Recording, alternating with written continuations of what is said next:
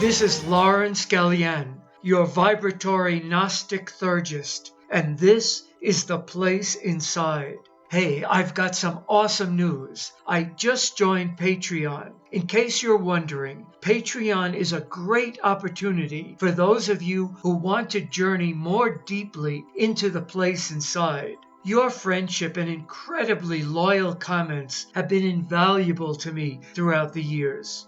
I am working with an old 2012 version of Windows Movie Maker that is unstable. We need a new computer program to create podcasts with good technical quality, live Skype interviews, great promotions, to write more books and articles and compose more music, to develop this wild, heretical community of consciousness revolutionaries. For only $5, I will answer any question you may have during our next episode of The Place Inside. Or you can decide to give only if I produce a podcast. No podcast, you don't pay.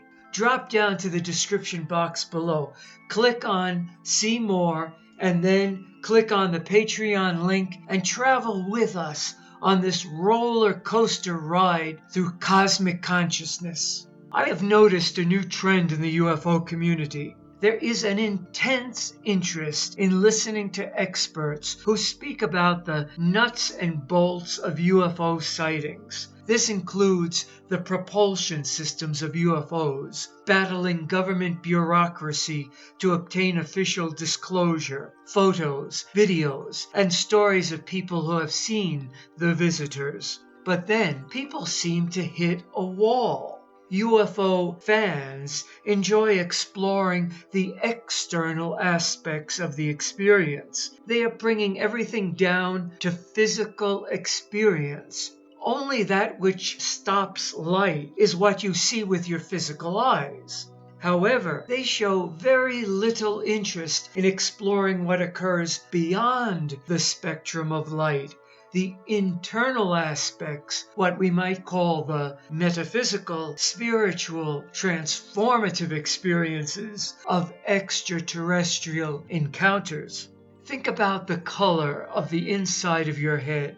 Look around you, and you can see all sorts of things. However, you are aware that at certain points, above, below, and to your right and left, beyond your field of vision, your seeing stops. For example, you can't see your ears. When you try to look to the right to see if you can see your right ear, what happens? There is a point where your seeing stops. What is the color? Is it black?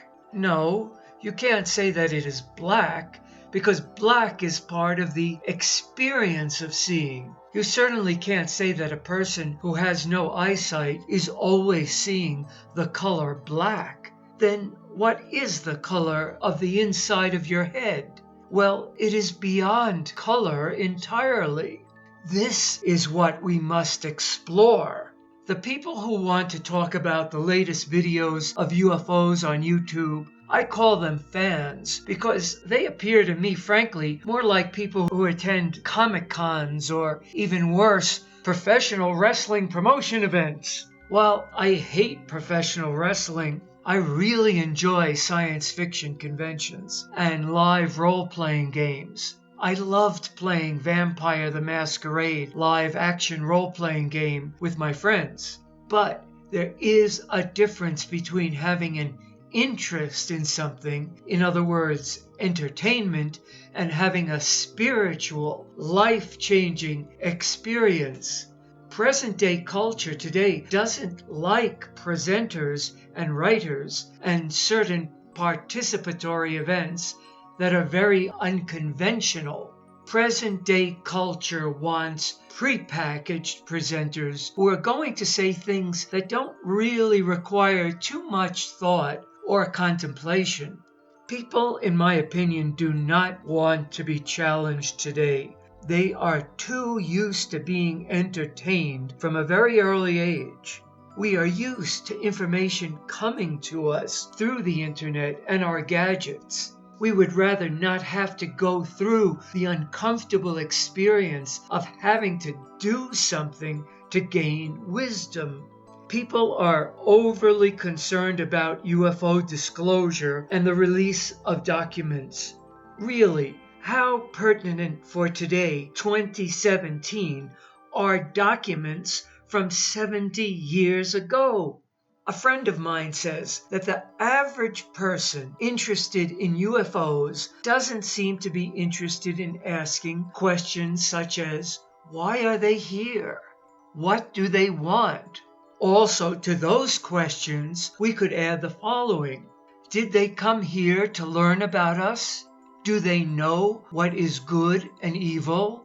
Have they come in peace? Are they a threat to us biologically, psychologically, and so forth? Also, is there something about human beings that they see about us that we don't see about ourselves? How do they think?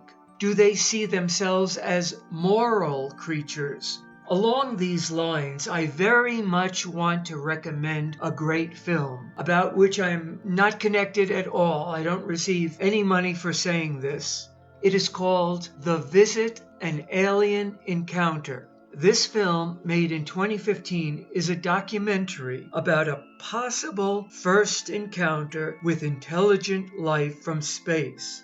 The makers of this movie had unprecedented access to scientists and such groups as the United Nations Office for Outer Space Affairs, the Director of Interstellar Space Communication Message Composition at SETI, a professor from the International Space University, professor of space engineering in Strasbourg, Germany, and so forth. I highly recommend it. This film asks the profound questions and addresses how governments, scientists, the media, and the public would respond to an overt appearance of an alien craft. However, most UFO fanatics don't talk about movies such as this.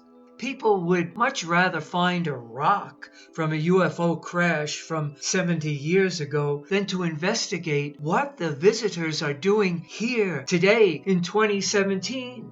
There is a profound difference between these two approaches. The first approach lets us go to bed at night after seeing an entertaining show, while the second approach does not let us go to bed at night, but instead keeps us awake, reading, investigating, meditating, and sitting on our roof stargazing.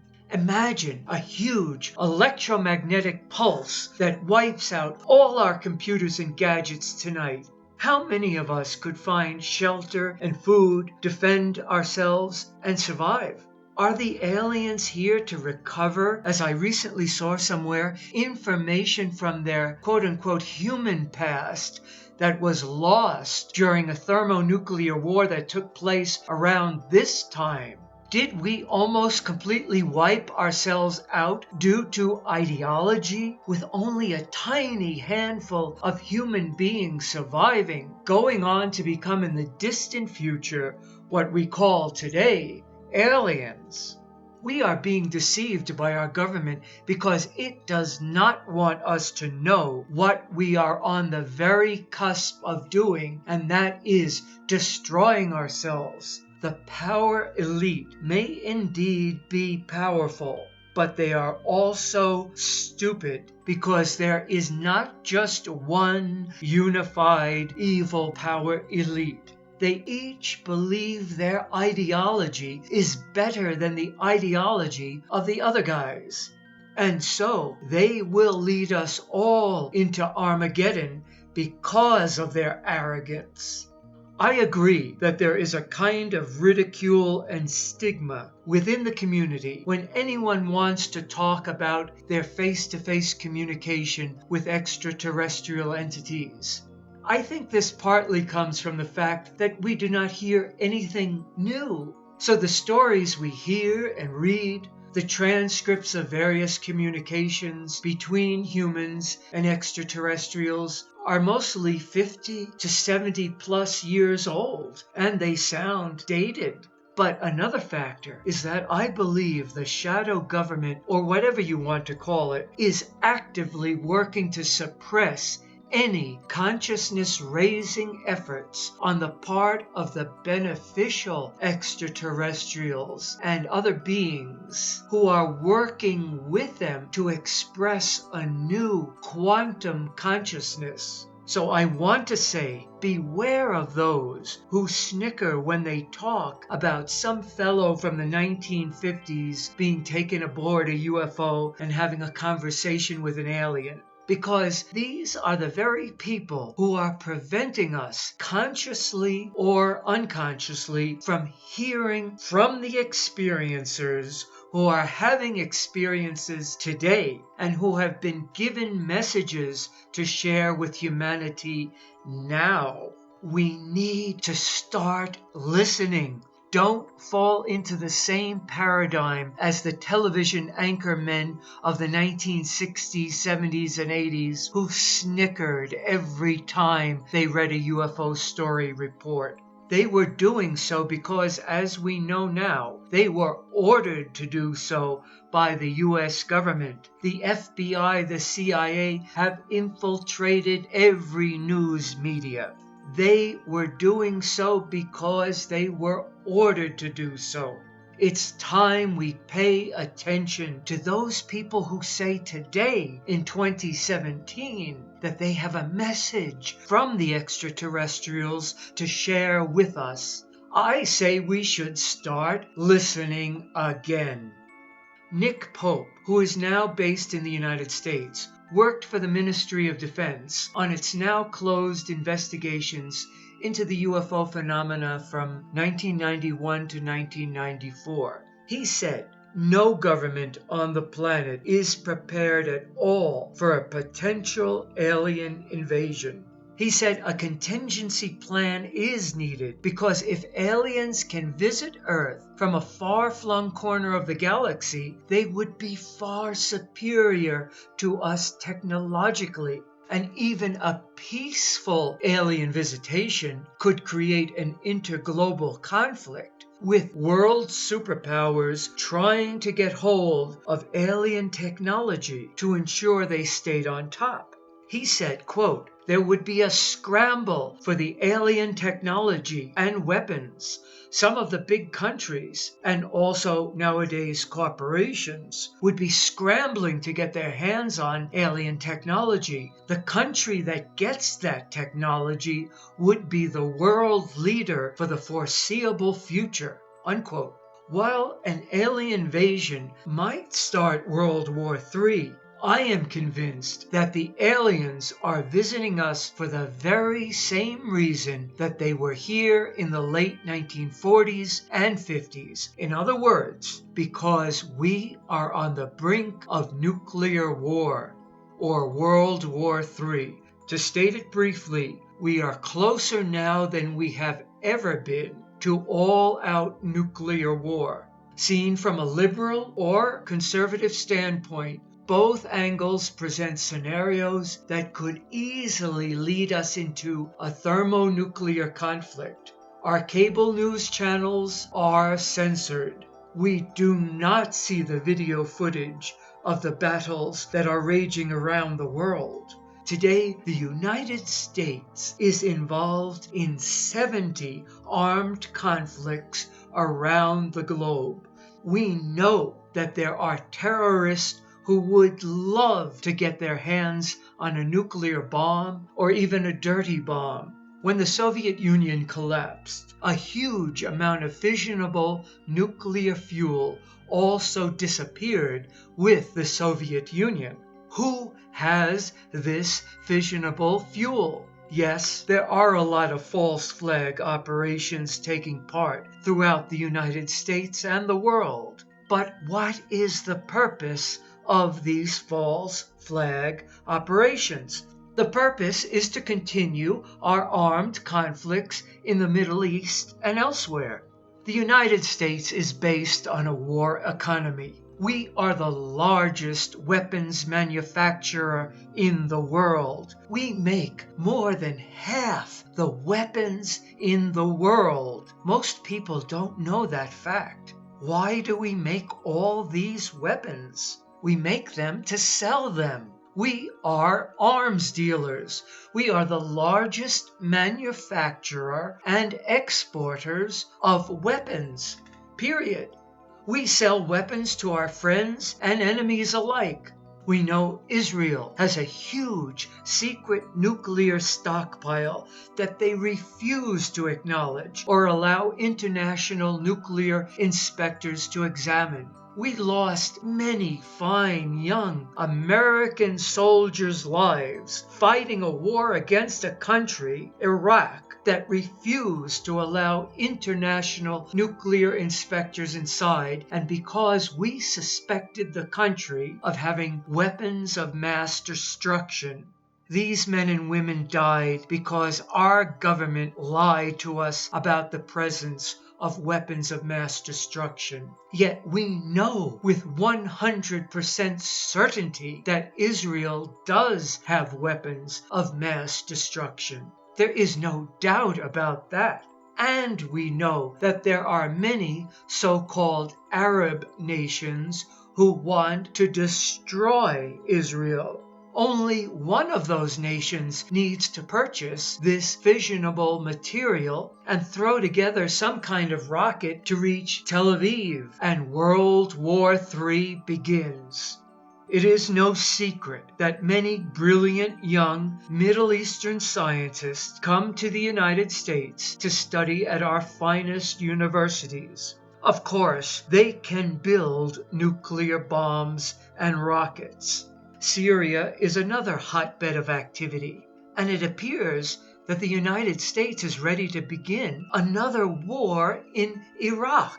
From so many angles, we are on the brink of war. Who knows what the North Koreans will do? In my opinion, they are crazy, and they have already launched a warning shot across our bow out near California in the Pacific. I'm sure most of you know about this. So it is obvious they have submarines or some other type of vehicle that could get close enough to the West Coast to launch several nuclear missiles. The point is that we are not allowed to know through the media that the United States is vulnerable to an atomic attack by North Korea.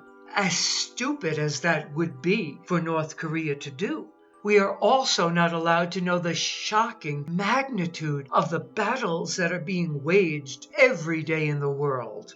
I believe the extraterrestrials are probably screaming at the top of their extraterrestrial lungs at us to prevent nuclear war. I believe nuclear war is looming on the horizon. And while the world is about to explode, we are blissfully ignorant, enjoying the latest episodes of the Kardashians and the Jenners. Kim Kardashian West alone is worth $51 million. Americans define themselves through the shadow America that was created by Eastern European Jewish immigrants. Hollywood's images and values devour the real America, a bogus spirituality with new gods and goddesses, a new global religion, Hollywoodism. It is the fantasy structure we are all living inside. And this is while there are people who have messages from the visitors to share with us that we are completely ignoring. In my opinion, a race such as ourselves deserves to be destroyed if we are to be judged by how our country makes its money and what most of its population spends its money on. I want to propose that we start having quality UFO paranormal conventions only made up of new local experts. Let's support our local UFO community and grow our local UFO community and stop worshiping at the feet of the venerable old masters who have had their time in the sun. The elder statesmen of ufology who command the stage at almost every one of the major UFO conferences demand incredible prices for their appearances. And not just for their appearance, but the event organizers must pay for the presenters' plane fare, hotel, food, transportation, and other expenses. And so, in turn, the organizers of these events must pass along their expenses and charge the public a huge amount of money in the ticket admission price. However, I propose that if the organizers went out and looked for the young people on the cutting edge of ufology, consciousness studies, the paranormal, and so forth, they would find many fine speakers and presenters, knowledgeable and well-spoken, who would be happy to speak for a very reasonable fee.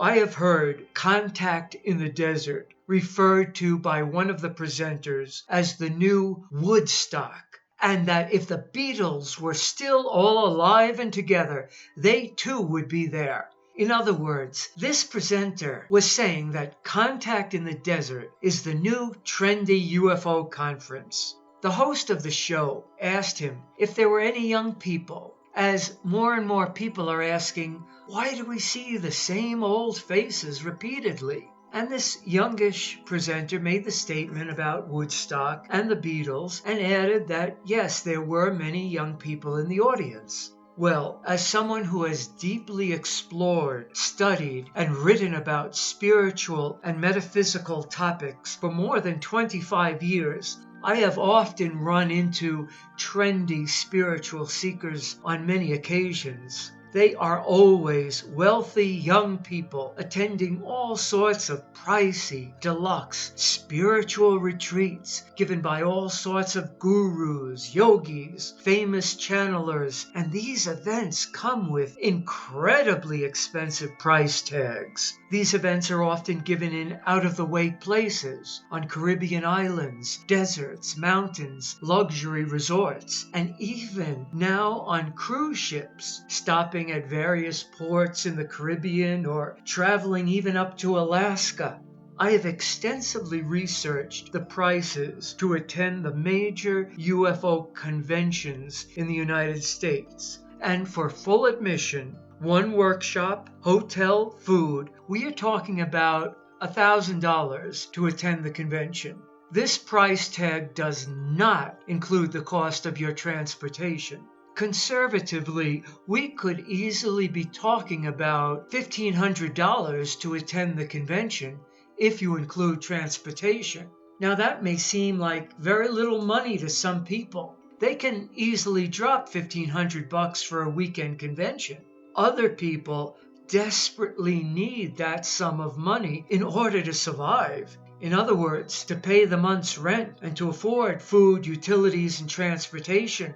We all know we live in a class society, that most people are struggling to stay afloat and are deeply in debt, and that the wealthy are our American aristocracy, although most people refuse to face these ugly facts. Most people want to believe that they too can be like the Kardashians and continue to buy dozens of lottery tickets with their hard-earned money or investing in YouTube, real estate, passive income schemes and scams, desperately believing that they too can live the American dream Well, only a very tiny percent of the population is living any kind of dream. The majority are living a nightmare. The privileged elite and those with new money are always on the lookout for the next big thing in the underground that they can associate themselves with and harness some of its cool. We need to experience a sea change. Seeing the nouveau riche attending the latest trendy or cool UFO conference does not mean anything. We must see the young ufologist of today willing to go and listen to new, young, leading-edge experts in the field. I've seen some brilliant young minds who explore consciousness science and new paradigms of matter and energy come and go in the last 20 years because many of them were not considered marketable, or because a few of them were considered marketable, and so they sold out and became famous New Age teachers on the New Age teaching circuit. Like I say, you can see this in all areas, from fashion to music. There is almost always a more palatable version of something that's created for mass consumption. I know I make people uncomfortable and that my podcasts are controversial. I hope I never change. A new generation must take the stage and fill the audience. We must stop demanding to hear so-and-so speak for the 20th time about the same old story that we know by heart and dare to listen to a young person who has daring new theories, concepts, experiences, and messages from the extraterrestrials. I keep a close eye on social media, and I saw a new generation start out about 15 to 20 years ago with some very humble videos, and some of these people are now established writers and teachers. However, I expected to see a new generation take their place, but they haven't appeared.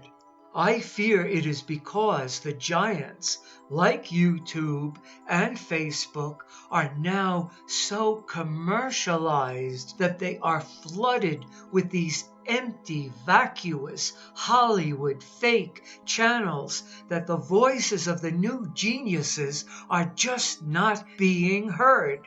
Add to that the obsession at the moment with flashy videos of obviously photoshopped UFOs and a lack of interest in videos that are not entertaining but which dare to speak about profound and life-changing methods. And we have the perfect storm that prevents young people from being noticed, recognized, and recommended. I remember one night when I was a young student at the University of South Florida in Tampa, walking with a young lady under the stars. Now, this woman was extremely intelligent, a philologist. She looked up at the stars and said to me, "I wish we had a way to understand what all of this means." I turned to her and said, "As a matter of fact, we do have a way. I have been studying the work of Rudolf Steiner for many years. He gives a step-by-step method of how to know the supersensible realms." Well, I guess I was naive. The young lady just ignored my comment and went on discussing other things. But little has changed since then. People love the thrill of the unknown. They love their UFO videos. They love their shows about ghosts, but they don't want to know what it takes to explore the unknown, to truly know the unknown. Many people in the past sat in their armchairs, reading their books, experiencing the pleasure of thinking about exploring the world, but afraid to leave the comfort of their homes. Then there were the individuals from that time who gathered together like-minded friends, searched for maps and the gear they would need for their adventures, actually boarded ships and dared to discover previously unexplored realms, searching for the source of the Nile, delving into the jungles of Mexico and South America, exploring ancient Mesopotamia and Egypt, seeking ancient monasteries in Tibet, scaling Mount Everest and other great mountain peaks, and so forth.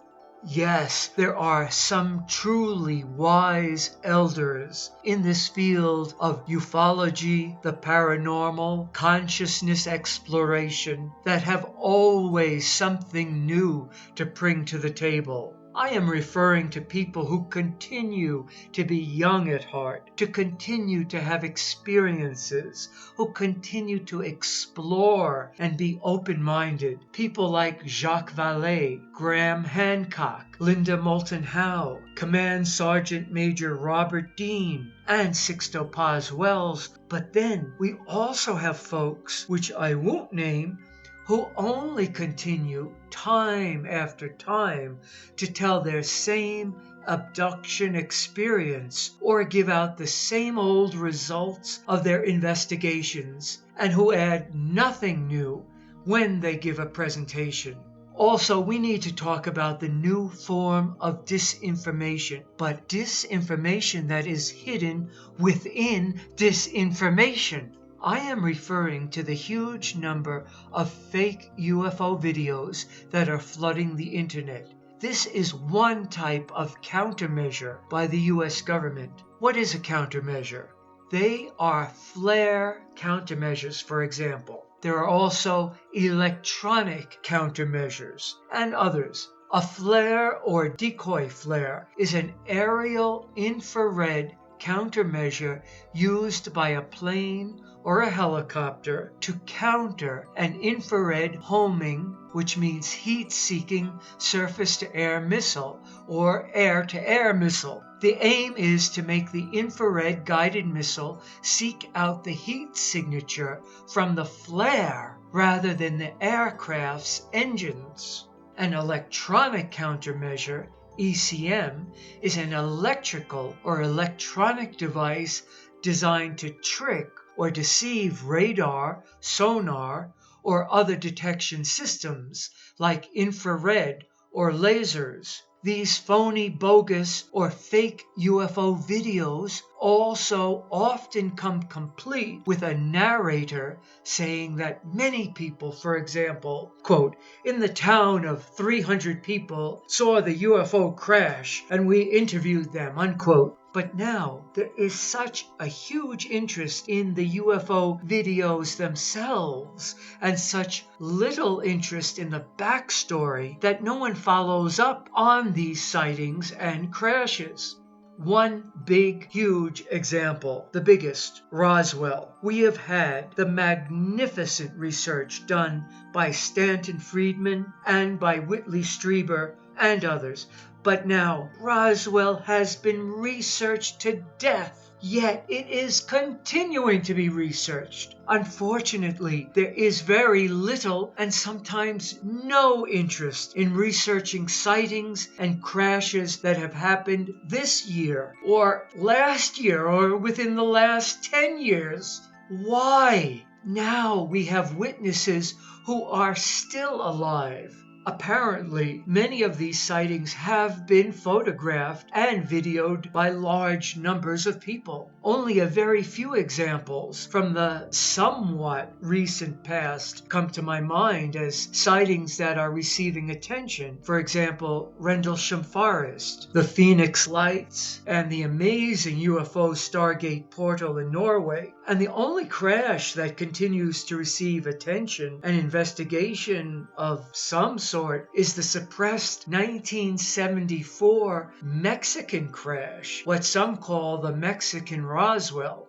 even if only 1% of the videos that we see on YouTube are real, then that means there are UFO sightings that are going uninvestigated or insufficiently investigated. We have so many fake videos, like a jet releasing countermeasures, that we cannot sort out the real from the false. Or is it that we have no one who is willing to sort out the real from the false? Worse still, we have an even more sophisticated form of countermeasure that is being, shall we say, launched by our government. Certain famous individuals are bad-mouthing organizations like MUFON, who are actively investigating sightings and crashes. Just because MUFON does apparently believe that UFOs are genuine interplanetary craft and not, for example, the dead returning to visit us or a collision with a parallel reality, should in no way negate the great work they are doing to document UFO sightings and crashes. So, to be specific, what is the new form of disinformation I am talking about? It is that we are overwhelmed with a huge number of fake UFO videos, which are in effect countermeasures directed against UFO investigators. And then we have UFO experts and famous writers who are bad-mouthing the investigators themselves, specifically MUFON. So we don't know which videos are fake and which are real, and then we have no one deeply investigating the real UFO sightings and crashes. When less and less people are interested in traveling to a new crash site to investigate it, the government is more and more free to come and go as they please, controlling the local population, taking valuable crash debris, and managing the information flow coming from the area. Yes, I know, thank God, that Jacques Vallée has now begun a scientific analysis of the debris found at various UFO crash sites. He is one bright light in all this deliberate confusion caused by our government, but he is one man, and he is just beginning his work. There is very little information about this new work of his available on the internet. Again, the majority of UFO videos are just collections of videos that are mostly fakes, or ones that we have seen a million times already. It is truly a tragedy that there is more interest in a crash that happened on July 7, 1947, namely Roswell, than crashes that have happened 70 years later in 2017. You need to start talking about and asking others, why are we stuck reading books and watching television specials about UFO crashes that happened 70 years ago? Does someone not want us to research recent UFO crash sites? It would appear that is exactly the case. We need to support the new breed of ufologists and consciousness explorers out there, not just by going to conferences where they are speaking, but by listening to them when they are guests on internet radio shows and podcasts, buying their books and telling our friends about them, sharing their videos. We must share their videos because there are forces that are actively working hard to repress their word from getting out to the public. Finally, I want to say that there is hope for humanity, but we are definitely at a crossroads. Things could go either way right now. The choice is in our hands. CERN does not control us. The Illuminati don't control us. We are the gods. We are the caretakers of this planet Earth. For those of you who have followed me for a while, you know I am not one of those ufologists and investigators of the paranormal and metaphysical who want you to become obsessed with exploring negative, or you might call it evil, intrigues of the governments, of various powers, of extraterrestrials. There are many people who can talk for hours about the conspiracies and maneuvers of the aliens through the halls of governments, militaries, the United Nations, and secret organizations. After you listen to these people, how do you feel?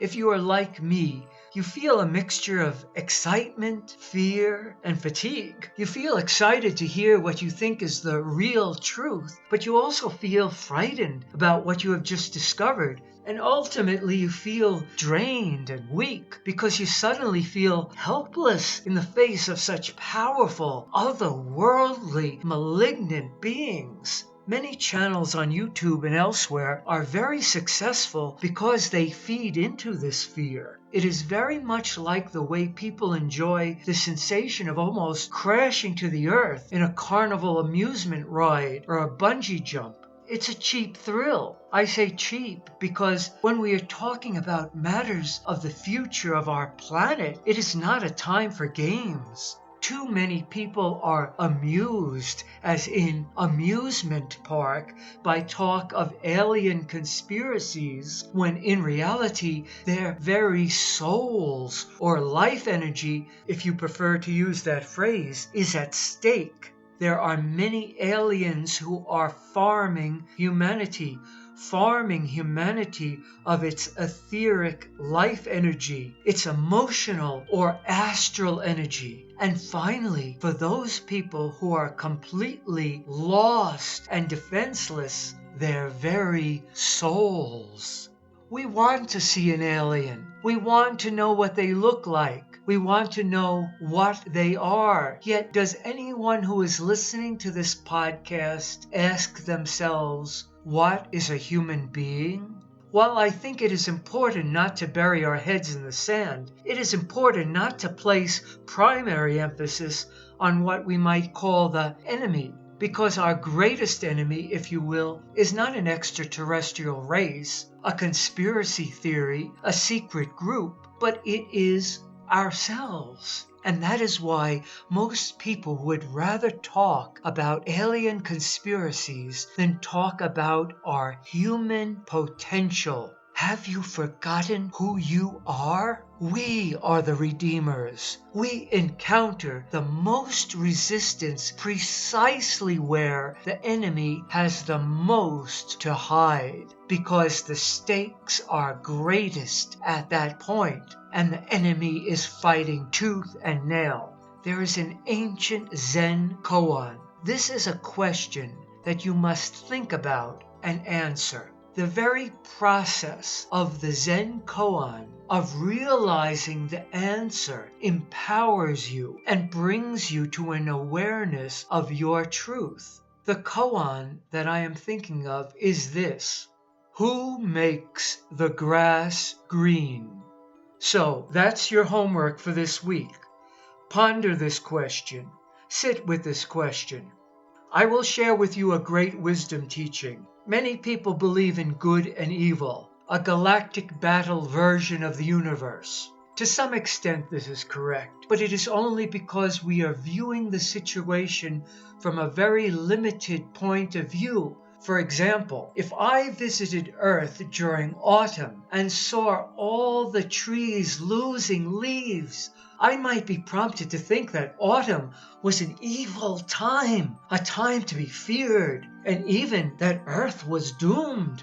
Only from the vantage point of someone who has passed through autumn, through the death of winter, and into the rebirth of spring, realizes that autumn is only part of a wave or cycle. In and of itself, it is not negative or evil. It is a process. How can the infinite be divided against itself? The infinite, or if you call it source, spirit, God, or goddess, is integral. Integral means whole, intact, undivided, full, and unbroken. It must also be coherent. Coherent means clear, consistent, sound, intelligible. Everything is either holding or being held, cradling or being cradled, sending forth energy or receiving energy. The unnameable expresses itself in this relationship. Think of the strength of laser light. The light from a laser is powerful because it is coherent light. A statement is coherent if it is clear and consistent. What is evil? When you think about someone, some group, something that is negative or evil, what qualities does it have? Well, it is destructive. Evil is destructive. Evil actions are robbery, stealing, and taking what is not yours. So these qualities all talk about separation. Separation isn't a quality of being intact, whole, and undivided. Negative beings separate you from your body. In other words, they kill you. They deprive you of life. Again, separation, preventing you from connection to your body. Evil is harsh, discordant, inharmonious. When evil takes off its disguises, it is always ugly. Additionally, evil rulers always want power. They are the power elite, the shadow government, the Bilderberg Group, the Black Brotherhood, the Illuminati, the World Bank, the Federal Reserve, and the evil extraterrestrials that have secret agreements with the most powerful governments and corporations in this world. They steal power, they attack countries, they kill, they scheme, and all for what? For power. The infinite has no need for power, for already it is, by definition, all-powerful. Therefore the good, the infinite one, never schemes, never robs, never attempts to take what doesn't belong to it, is never divided against itself, because the ultimate reality is not in need of anything. Are you with me with this? When something is coherent, it is functioning in sync. It is functioning consistently. It is harmonious, because the ultimate reality is harmonious. It is beautiful, balanced, and on the same wavelength. Therefore, illness cannot be part of what is the ultimate coherence. Thus, as we focus on the God above God, as Miguel Connor puts it, or as I like to say, to God, through God, and beyond God, we discover a reality that when we become in sync with this reality, when we are aligned with source energy, we become invincible. You can easily break a single twig in half, but bundle up a group of sticks, and then its strength is exponentially increased. Your capabilities and potential are infinite. Evil cannot, by definition, be integral or coherent. Evil is then fundamentally weak, for it is always viewing and experiencing the world in terms of duality, conflict, black and white, struggle, weakness and power, poverty and wealth, and so forth. In the final analysis, evil can never win. It was never in the game in the first place. Even further, there was never a game, no competition, no winner, no loser. The light beyond light is perfect, just as it is. Are there extraterrestrials who have foreknowledge about our future on this planet? We need to develop our forethought. We need to know the truth. And how do we know the truth? We begin by asking a simple question. Who makes the grass green? I ask you to please, right now, like this video, subscribe to this channel. I will be very grateful. And join us in Patreon. Let's get this movement rolling. Thank you very much. We will be in contact soon.